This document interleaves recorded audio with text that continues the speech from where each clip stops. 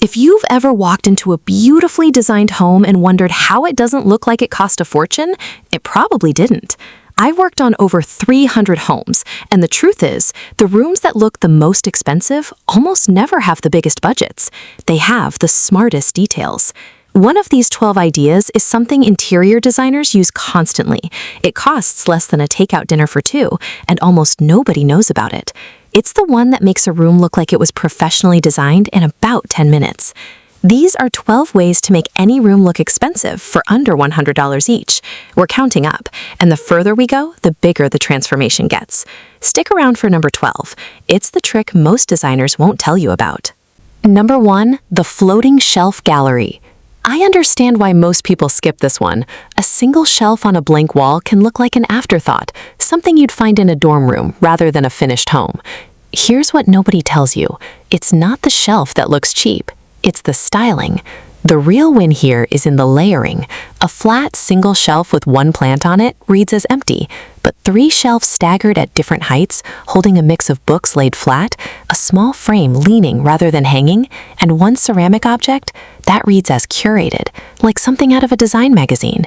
The cost difference between a $12 pine shelf and a $40 oak finished floating shelf is about $28, and almost nobody can tell the difference once it's painted and styled. I worked on a small rental apartment where the client had one bare wall in the living room that made the whole space feel unfinished. We added 2 floating shelves for under $50 total, styled them with items she already owned, and that single wall became the most commented on part of the room in her listing photos. Here's what to do instead of buying matching shelf sets. Buy 2 shelves of slightly different lengths, stagger them by about 10 inches vertically, and style each one with no more than 3 items, varying in height. That asymmetry is what reads as designed instead of purchased. But the next one is about something most people get backwards on the very first day of decorating. Number 2, the oversized statement mirror.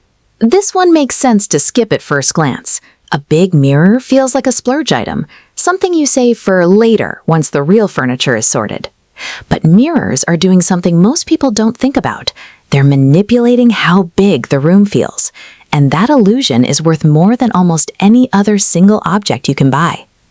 A small mirror, even a nice one, reads as a functional object, something to check your hair in. A large mirror, leaned against a wall rather than hung, reads as a design choice. The leaning detail matters more than people realize. A leaned mirror signals intention, like the room was styled by someone who knows what they're doing. I worked on a narrow hallway that felt cramped no matter what we did with paint or lighting. We leaned a $65 full-length mirror with a thin black frame against the end wall, and the homeowner told me later that guests kept asking if she'd knocked down a wall. Here's the fix.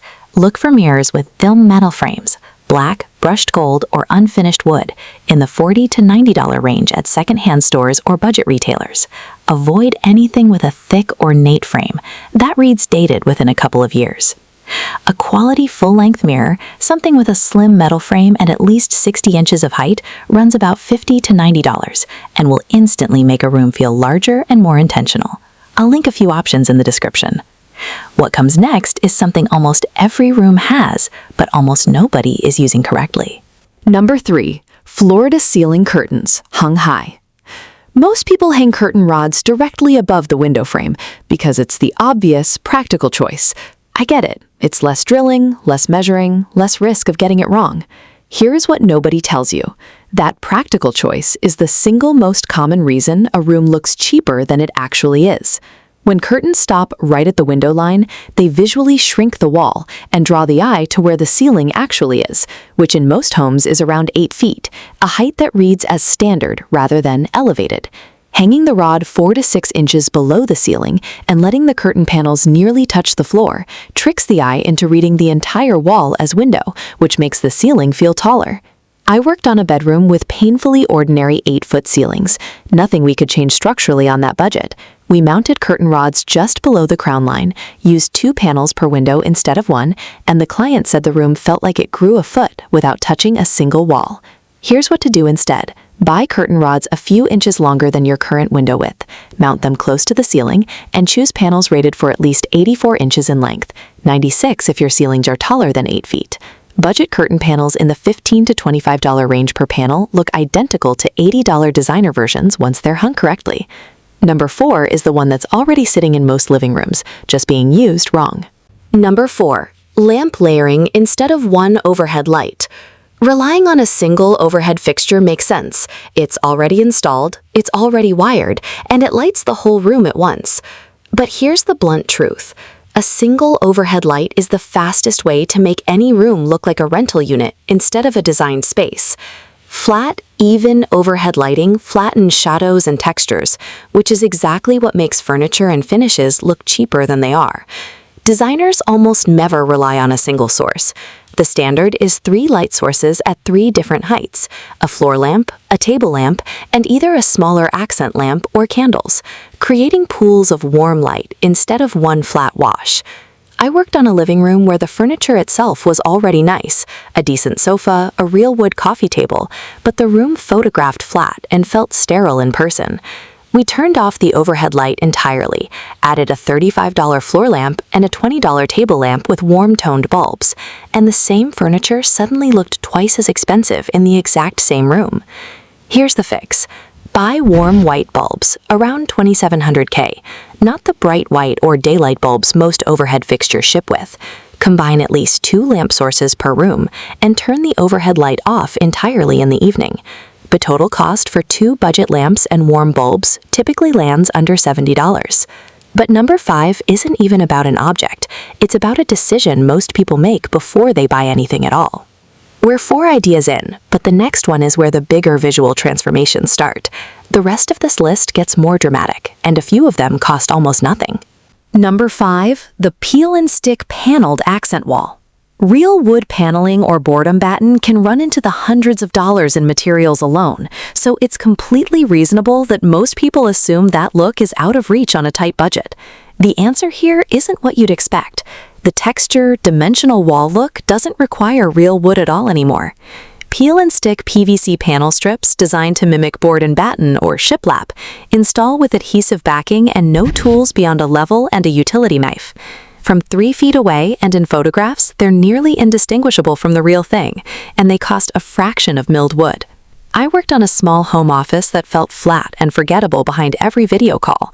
We covered one wall in vertical peel and stick panel strips for just under $90 total, painted them the same color as the surrounding wall for a tone-on-tone effect, and that single wall became the backdrop the client specifically requested in every future call. Here's the fix. Measure your wall. Order panel kits sized for that square footage, most run $60 to $95 for a standard accent wall, and paint the panels the same color as the wall around them rather than a contrasting color. Tone-on-tone texture reads as far more expensive than a bold color contrast. A peel and stick panel kit, something rated for interior walls with a primed paintable surface, runs about $60 to $95 per accent wall, and gives you that board and batten look without a single nail. Linked below. Number 6 is small, it's cheap, and it's the detail most people skip entirely, which is exactly the mistake. Number 6. Swapped hardware on cabinets and switch plates. It's an easy thing to overlook. Cabinet knobs and switch plates are small, they're functional, and most people never think to upgrade them unless they're broken. Here's what nobody tells you. Hardware is one of the only places in a home where the eye gets close enough to actually notice quality, or the lack of it. Builder-grade hardware is almost always a dull, slightly yellow-toned brass or plain white plastic, finishes that read as default the moment you're standing close to them. Swapping to matte black, brushed brass, or brushed nickel hardware changes the entire feel of a kitchen or bathroom without touching a single cabinet door. I worked on a kitchen renovation where the client's budget didn't allow for new cabinets at all. We kept every cabinet exactly as it was and replaced 22 knobs and pulls for about $85 total. The contractor who'd done the original install didn't recognize the kitchen in photos. Here's the fix. Count your cabinet knobs, pulls, and switch plates before you shop. Most kitchens need between 15 and 25 pieces. Matte black or brushed brass hardware in bulk packs typically runs $150 to $4 per piece, putting a full kitchen update well under $100. Number 7 is where things start getting a little more dramatic. Number 7, layered rugs. A single rug feels like the obvious, complete choice. You buy one rug, you put it under the coffee table, and the room feels done. But a single flat pile rug, especially a budget one, is one of the easiest ways to make a room look unfinished. because it leaves the texture of the room one-dimensional. Designers layer a smaller textured rug, a jute or sisal look natural fiber rug, underneath a smaller patterned or solid rug on top. The contrast in texture and the visible border of natural fiber peeking out from underneath instantly reads as intentional layering, rather than we only had one rug that fit. I worked on a living room with a perfectly fine neutral rug that still felt flat in every photo. We added a $35 faux jute rug underneath it, sized about a foot larger on each side, and that one layer added more visual depth than any furniture change we made in that room. Here's the fix. Buy your base layer rug in a natural jute or sisal look. Synthetic versions run $25 to $45, even at large sizes.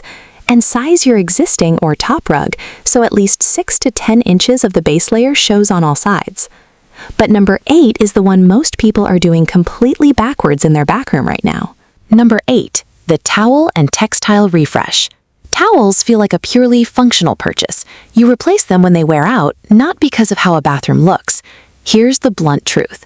Thin, mismatched, faded towels are one of the fastest ways to make even a fully renovated bathroom feel cheap. Thick, plush, color-matched towels, even budget ones, read as hotel quality the moment they're folded or rolled correctly. The trick isn't spending more per towel, it's buying a matched set instead of individual towels collected over years, and folding them in thirds, displayed rather than just hung flat. I worked on a bathroom that had just had a full tile renovation, but still photographed poorly because of a mismatched, faded towel set left over from years prior. We replaced the full set, bath, hand, and washcloths for $48, rolled them into a basket beside the tub, and that single swap made the after photo look like a different bathroom entirely. Here's the fix. Buy a matched towel set in a neutral tone, white, oatmeal, or sage, rather than bright colors that date quickly. Budget cotton sets in the $35 to $50 range, displayed rolled or folded in thirds, photograph nearly identically to luxury hotel linens. Number 9 isn't a product at all. It's a decision most people make before they ever start decorating, and getting it wrong quietly undercuts everything else on this list. Stay with me. Number 9, choosing a single light temperature for the whole room. This sounds too simple to matter, which is exactly why almost nobody thinks about it before buying bulbs. You grab whatever's on the shelf, screw it in, and move on. But mismatched light temperatures, one cool white bulb in a lamp, one warm bulb in another, is one of the most common reasons a fully decorated room still feels off in photos and in person. Cool white bulbs, typically labeled 4000K to 5000K, cast a blue-toned light that makes wood tones look muddy and skin tones look unflattering. Warm white bulbs, around 2700K to 3000K, are what almost every professionally photographed home interior uses, because warm light flatters wood, fabric, and skin tone consistently. I worked on a dining room with beautiful furniture that consistently photographed badly until we realized the overhead fixture and the 2 table lamps were running 3 different bulb temperatures. We standardized every bulb in the room to 2700K for about $22 total, and the same furniture, same room, same camera produced completely different and far more flattering photos. Here's the fix. Check the Kelvin rating printed on your bulb packaging and standardize every bulb in a single room to the same temperature, ideally 2700K. A full room's worth of warm LED bulbs typically costs $15 to $30. Number 10 is the trick that costs almost nothing and gets used in nearly every high-end real estate photo you've ever seen. Number 10, color-drenched trim and corners. Painting trim white and walls a color is the standard most people grew up with, so it's the default almost everyone reaches for without thinking twice. The answer here isn't what you'd expect, painting the trim, ceiling, and walls all the same color. A technique called color drenching is what's actually being used in higher-end interiors right now, and it costs the same as a standard paint job. White trim against a colored wall creates visual breaks that can make a small room feel choppy and busy. Drenching a room in one consistent color, including the trim and sometimes the ceiling, removes those visual interruptions and makes the walls feel like they recede, which makes the whole room feel larger and more cohesive. I worked on a small powder room that felt cluttered no matter how we arranged the few fixtures in it. We drenched the entire room, walls, trim, and ceiling in a single deep green for about $60 in paint, and the lack of contrast made the tiny room feel intentional and enveloping instead of cramped. Here's the fix. Choose a single paint color and use it in flat or matte finish on the walls, and the same color in a satin or semi-gloss finish on the trim and ceiling. A single gallon, enough for most small to mid-size rooms, runs $35 to $55. A quality interior paint, something with at least a satin finish option for trim and a true matte for walls, runs about $35 to $55 per gallon and is enough to fully drench a small to mid-sized room.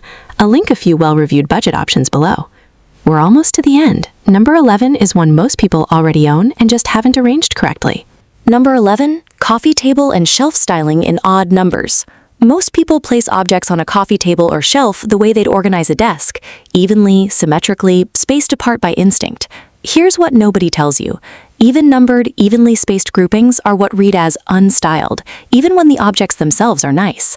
Designers group objects in odd numbers, most often 3, and vary their height significantly within that group. A tall object, a medium object, and a low, wide object grouped together, slightly overlapping rather than spaced evenly, reads as deliberate styling rather than random placement.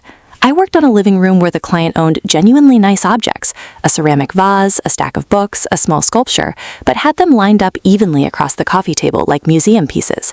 We regrouped the exact same items into one cluster of 3, varying the heights and letting the book sit at an angle under the vase, and the table looked styled rather than placed without spending a single additional dollar.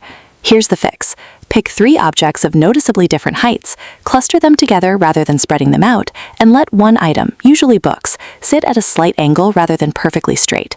This costs nothing if you already own the pieces, or under $30 if you're buying one new ceramic object to complete the trio. Number 12 will surprise you. It's the trick I mentioned at the very start, the one designers use constantly that almost nobody else thinks to try. Number 12, the leaning art wall instead of a hung gallery. This is the one I teased at the beginning, and the reason it's last is that it's the single highest impact, lowest cost trick on this entire list. Hanging a full gallery wall with multiple frames precisely measured, leveled, and nailed into place is intimidating enough that most people either skip it entirely or do it once and never adjust it again. Leaning large format art directly on the floor against a wall, instead of hanging it, does something hanging never can. It lets you change the room's entire feel in 30 seconds, and it photographs exactly like a styled design studio, rather than a finished static room. Designers use this specifically because it looks effortless, while actually being a deliberate, controlled choice. I worked on a living room with a large blank wall that the client had been planning to fill with an expensive custom art commission. Before that budget came through, we leaned 3 oversized budget canvas prints against the wall in a slightly overlapping cluster, total cost under $90, and the client ended up keeping that arrangement permanently instead of commissioning anything custom at all. Here's the fix. Buy one large canvas print, sized at least 30 by 40 inches, and lean it against the wall rather than hanging it, optionally with 1 or 2 smaller pieces overlapping in front of it. Budget canvas prints at that size typically run $40 to $90, and the entire arrangement can be rearranged in seconds whenever you want to change. If you've already got a few of these in your home, that's not a problem. Most of these aren't fixes for mistakes. They're upgrades you can layer in one at a time, in whatever order fits your budget this month. The rooms that look expensive aren't the ones with the biggest budgets. They're the ones with the most intentional details. The lamp instead of the overhead light, the leaned mirror instead of the hung one, the trim painted to match instead of left white by default. None of that shows up on a price tag, but all of it shows up the moment someone walks into the room. Which of these 12 are you trying first? Drop it in the comments. I read every single one. If you want more ways to make your home look expensive without spending like it, subscribe. There's a lot more of this coming. Thanks for watching. I'll see you in the next one.